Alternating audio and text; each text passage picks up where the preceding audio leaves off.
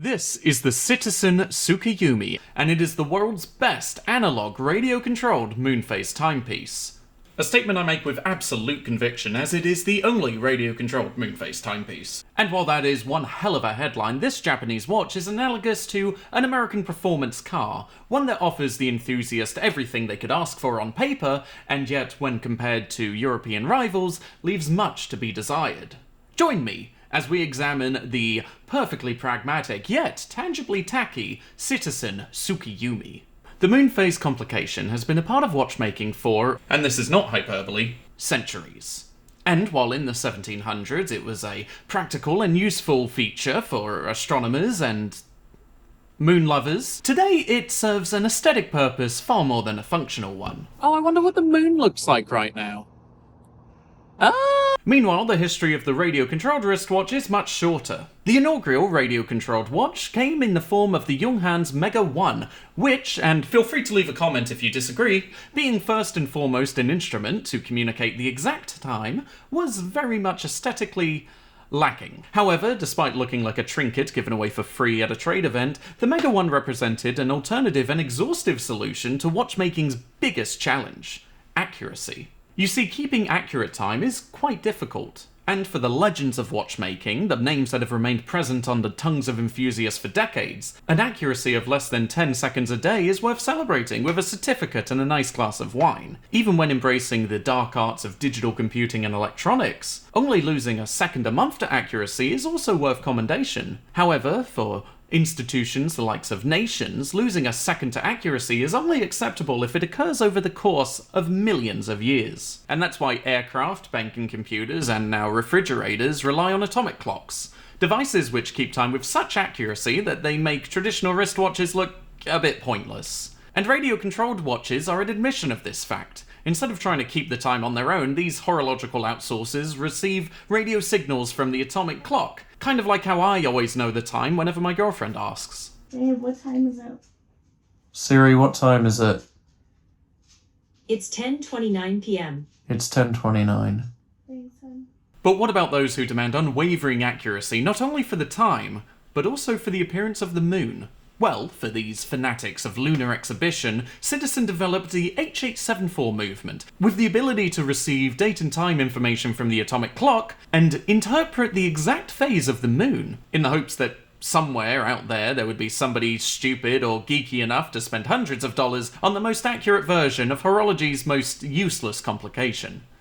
I've had mine for about a year now, and despite being part of an impractically large collection, it has seen more wrist time than most of my watches, which is why I feel qualified to tell you that the Tsukiyumi is the most frustrating watch I have ever encountered. There is so much right with the Tsukiyumi. The case and bracelet are made of Citizen Super Titanium, which is so lightweight it feels as comfortable as my other moonphase watch. However, unlike Swatch's bioceramic, the Citizen is robust enough to be worn in scenarios I would never dream exposing a moon swatch to. Like, for example, the outside. This watch also utilizes Citizen's crowning achievement, the eco-drive system. Unlike traditional quartz movements, which rely on small cells filled with toxic chemicals that every few years need to be ejected back into the world and replaced with new ones, eco-drive systems rely on both artificial and natural light, meaning that the only interference needed to keep an eco-drive running for years is an occasional exposure to light. This practicality does make a Citizen the obvious choice for a reliable everyday piece. However, for many enthusiasts, it is overshadowed by Citizen's reputation for making shopping mall watches. One step above fashion watches, but nevertheless being cheaply made and offered at extortionate markups, relying on the ignorance of impulsive shoppers passing by their well-lit display case. But James, don't you sell watches in a shopping mall? Well, yes, but I don't sell Citizens. I do buy Citizens, though. The Tsukiyumi is the 5th Citizen I've ever bought, and in fact I was so excited by the prospect of a radio-controlled moonphase that I bought mine without even setting eyes on a Tsukiyumi, an order of operations I don't recommend. But I was happy with my previous Citizen purchases, especially my Stiletto and my Suno Chrono Racer, the latter of which was granted an MSRP practically identical to the Tsukiyumi. As a result, I was expecting the Tsukiyumi to be finished to a level at least as high as the Suno Chrono Racer. However, upon first viewing my Tsukiyumi, my eyes were immediately drawn to the hands. You know, the part of the watch that you look at. This is blowing me away with how how light it is. The dial, the hands do look a very shopping mall watch, if I'm honest. It's hard to capture on camera, but in person the rough edges are irritatingly obvious. One thing I didn't see with the naked eye was the quality of the painting on the underside of the counterbalance of the second hand. Sure, I know Warhammer players who could do a substantially better job, but if it's invisible to the naked eye, does it really matter?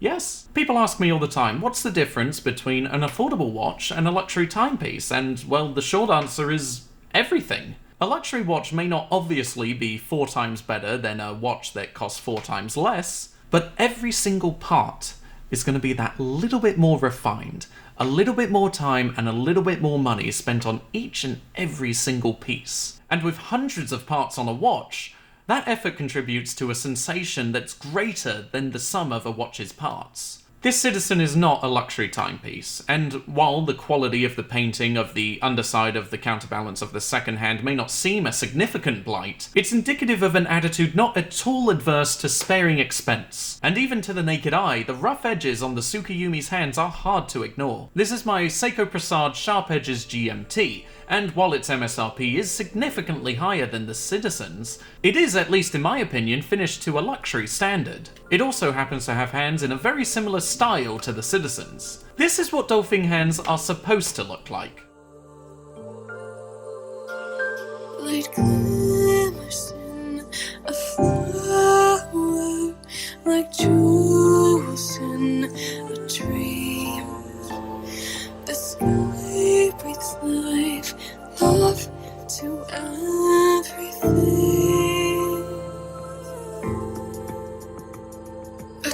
But James!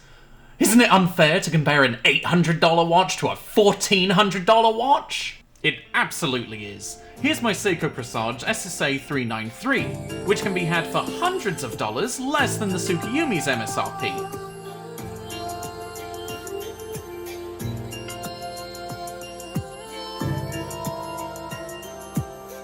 And if you're wondering what the Swiss are up to in this price point, here's my Tissot Leloque.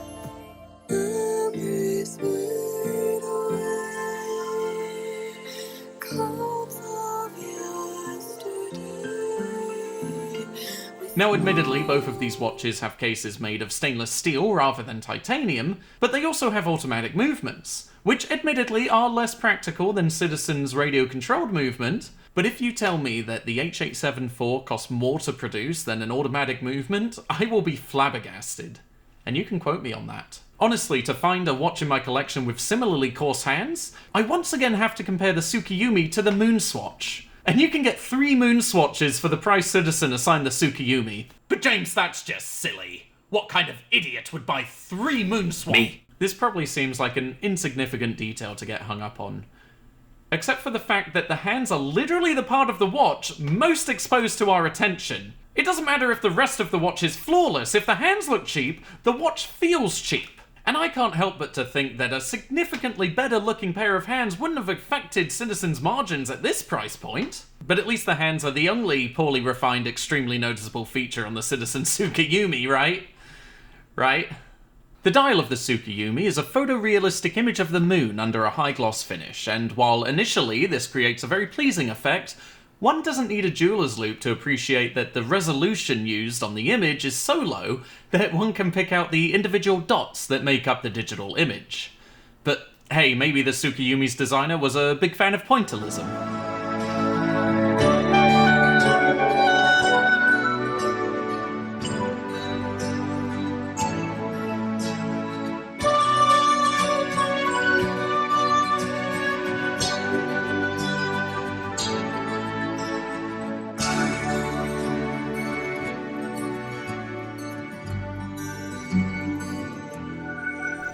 Hang on a second, is that 9 o'clock subdial an AM/PM indicator? Remember when I said the moon phase was the least useful complication found on a watch? Well, that's because I forgot about the AM/PM indicator. Unless you're living in an environment lacking distinct day and night cycles like, I don't know, space, the AM/PM indicator is really only useful when setting the time. And when I say useful, I mean it saves you setting the day to the day before so that you don't have to set the time past midnight, but The whole point of the radio-controlled movement is that you don't have to set the time. So why did Citizen muddy its own dial by adding a complication that's only really useful for the 7 people living on the ISS? They already have watches, and they're not going to go out of their way for a watch that has a pixelated moon on the dial. They have the moon!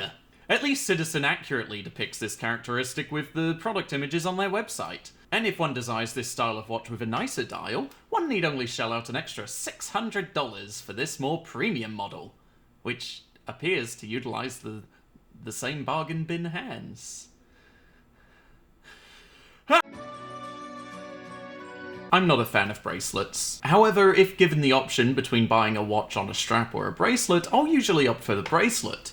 This is because finding an aftermarket strap for a watch is far easier than a bracelet, especially if, like me, seeing end links that don't perfectly match the shape of the head of the watch offends you on a primal level. The Tsukuyomi is offered exclusively on a super titanium bracelet, and as a result, it is the most comfortable bracelet I've ever bought. However, the bracelet too suffers from glaring and obnoxious signs of cost cutting, and I'm not talking about the pin and collar system holding the links together. I've accepted long ago that affordable watch brands refuse to acknowledge the existence of screw links. The issue I take with the Tsukuyomi's bracelet is the way it integrates with the head of the watch. The angles of the end links are on a completely different planet to the angles on the lugs. Oh, it's a moon-themed watch. A different moon, then. This leaves a lot of sharp edges and rugged drop-offs. I've seen a lot of contemporary watches compared to the Cybertruck, but with this quality of fitment, I have no reserves in saying that the Tsukuyomi truly is the Cybertruck of watches. At least the CEO of Citizen isn't throwing around Roman salutes like it's the first night of the night. It's almost as if these end links were designed for a completely different watch, also made of super titanium, and Citizen just reused those end links on an $850 watch and hoped nobody would notice. Obviously, a prestigious and detail-orientated brand such as Citizen would never cut a corner this blatantly, and I would never knowingly imply as much. I just think it's nice when the angles on a bracelet actually match the ones on the watch. Like with this Citizen ProMaster dive watch, whose end links seem to follow the angles of the lugs much better. Coincidentally, this bracelet is made of the same super titanium as the bracelet found on the Tsukuyomi, and both bracelets are 22mm in width. They have different clasps though, so I don't know why I even brought it up. On a quick side note, I decided to examine the other Citizens with the H874 movement, and the Heuer appears to have a bracelet that matches the lugs much better. So at least when you spend $1,500 with Citizen, they will sell you a watch with a bracelet that actually matches. Until I discovered the other $1,500 H874 Citizen, which features a silver-toned head and the same black DLC-coated bracelet. Or this other $1,500 Citizen, which features a golden-toned head and still the same black DLC-coated bracelet. But these sudden and jarring colour changes are certainly a stylistic aesthetic choice, and I'm in no way implying that Citizen is producing one bracelet for multiple watches in order to cut corners and save money. Citizen is capable of making well-finished watches. I own 2 of them, which makes it all the more frustrating that for this watch they simply didn't. And it seems I'm not the only one to notice, as while I was foolish enough to buy a Tsukuyomi sight unseen, they are struggling to sell in brick-and-mortar stores. My only evidence for this is the fact that Citizen themselves have already slashed the price of the Tsukuyomi by 20%, despite only launching in September 2023, which, for someone who bought this watch when it's new, doesn't feel great. Especially when assuming that Citizen is still making money selling the Tsukuyomi at the much reduced price. This watch could have been so much better. The only thing keeping it from being an obvious choice for a one-watch collection are better hands and newly designed end links. Things which, at least in my opinion, should have easily fit within Citizen's margins at this price point, especially considering how readily they cut the price by 20%. The greatest justification for this watch is the practicality, and I'm sorry, but if you want a comfortable instrument that reliably tells you the time, then there's no reason not to spend hundreds of dollars less on a radio-controlled G-Shock. The unique selling point of this watch is the analog moon phase, a complication that's cherished for its aesthetics. And yet for the Tsukuyomi, the aesthetics seem to have been an afterthought. I still wear my Tsukuyomi regularly, but that doesn't mean it's earned my recommendation. If you need a precise, reliable analog moon phase timepiece, then this is your only choice. But outside of that very specific use case, there's a long list of better alternatives. Thank you very much for indulging me in this new style of video. If you'd like to see some other content, then that'll be on the screen. And I do like to disclose that I work at an authorized dealer which carries these brands and also works with these brands. If you'd like some advice picking the perfect watch from any of these brands, then feel free to text my shop at this number and ask for James. If you live in the Portland area, or if you're just visiting for some lovely tax-free shopping, feel free to swing by Washington Square and say hello. Until next time, bye-bye.